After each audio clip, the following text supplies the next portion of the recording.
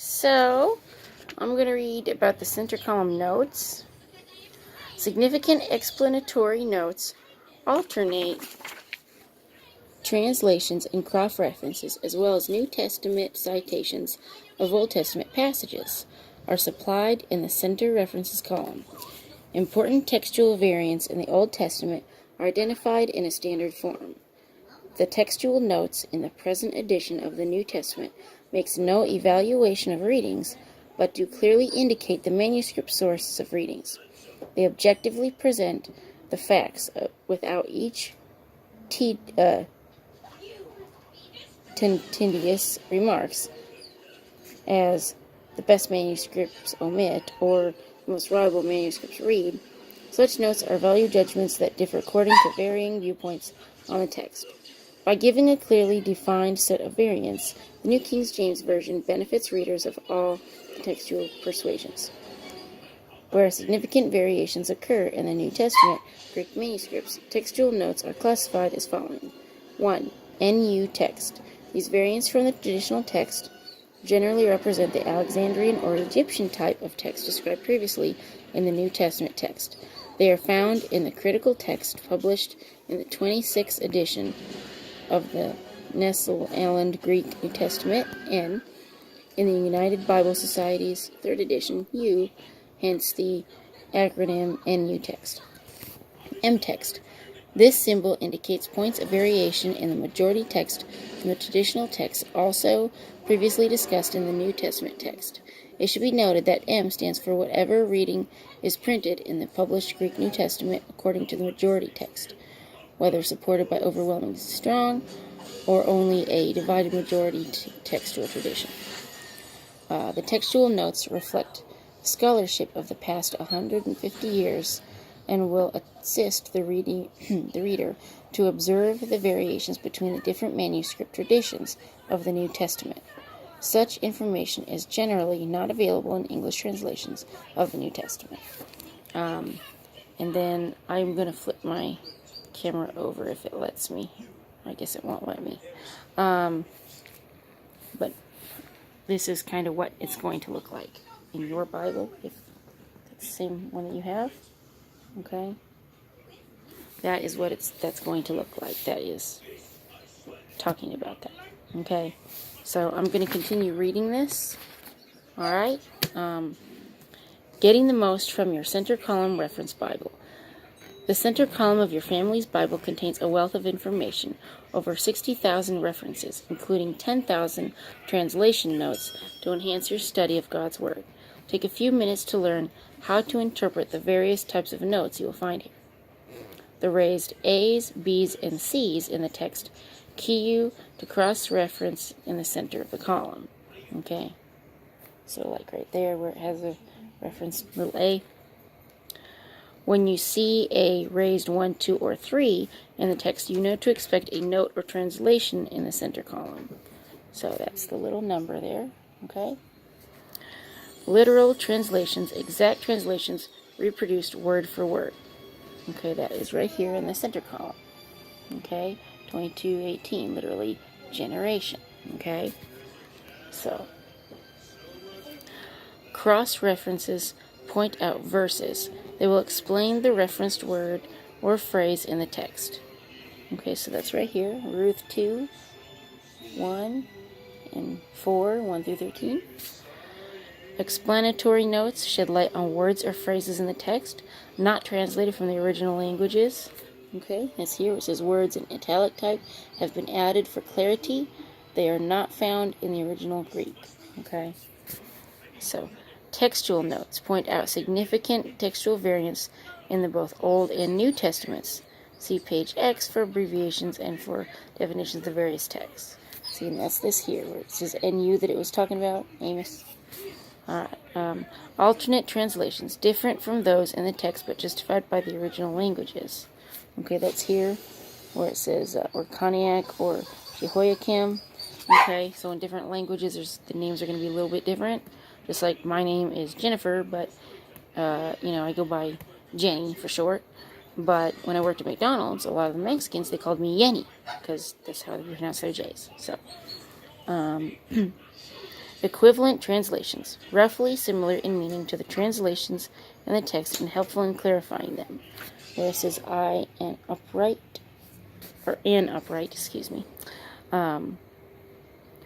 references enclosed in square brackets, passages similar in theme to the referenced passages of the text, like Numbers 24:17. Okay, they're going to be passages from the New Testament that are similar or referencing the Old Testament.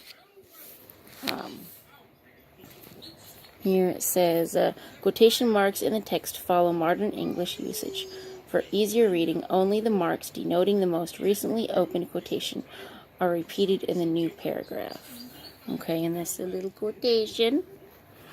Oblique type in the New Testament indicates a quotation from the Old Testament. The sources of the quotations are found in cross-references, where it says, I am the God of Abraham, the God of Isaac, and the God of Jacob. God is not the God of the dead, but of the living. That's proof that our soul goes on after we die. So, personal pronouns and certain nouns are capitalized when they refer to deity. He, okay, meaning God. All right. The covenant name of God in the Old Testament, represented by the Hebrew consonants YHWH, is translated Lord or God using capital letters as shown, as it has been throughout the history of the King James Bible. In this edition, the capitalized form is also used whenever the covenant name is quoted in the New Testament from a passage in the Old Testament. Okay, Lord. Here we are. And yes, Jesus should be the Lord of your life. That means you submit your life unto Him. That's a should be. Okay? A bold-faced verse numeral in the text indicates a paragraph break. When a new paragraph begins with a verse, the new paragraph is indented. See, for example, Nehemiah 13:22.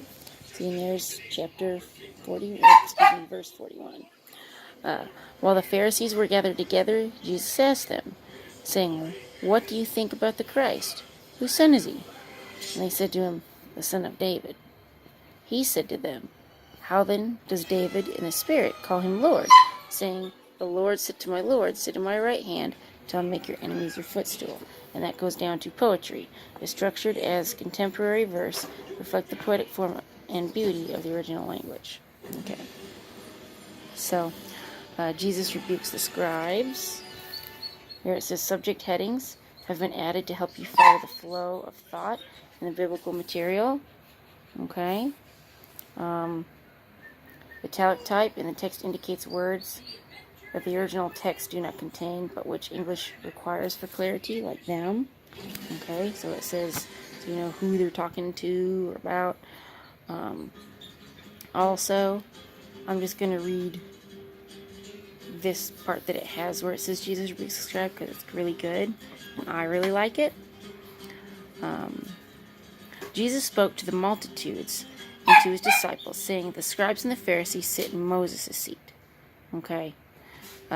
Therefore, whatever they tell you to observe, that observe and do. But do not do according to their works, for they say do and not do. For they bind heavy burdens, hard to bear, and lay them on men's shoulders. But they themselves will not move them with one of their fingers. They make all these stupid rules. Say, yeah, you gotta follow, you gotta follow, you gotta follow. And that's not what Jesus wants. He wants our heart. But all their works they do to be seen by men. They do it so they look good.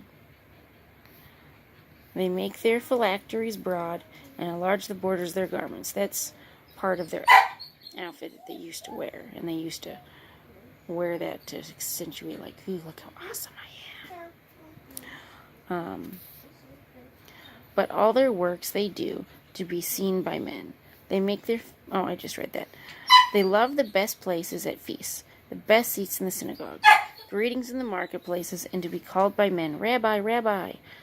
But you do not be called Rabbi, for one is your teacher, the Christ, and you are all brethren.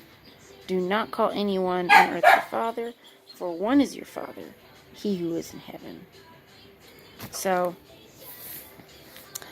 and that is that. Tomorrow I'm going to go over the table of contents.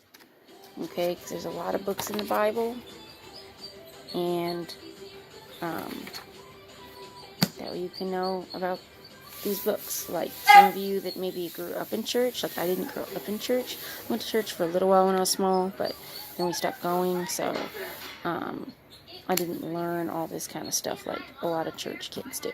So, anyway, have a good one. If you've got a Bible at home, the best advice I can give you is read it for yourself. Don't go for what I say or anybody else. Read it for yourself to see what it says. Alright? Okay.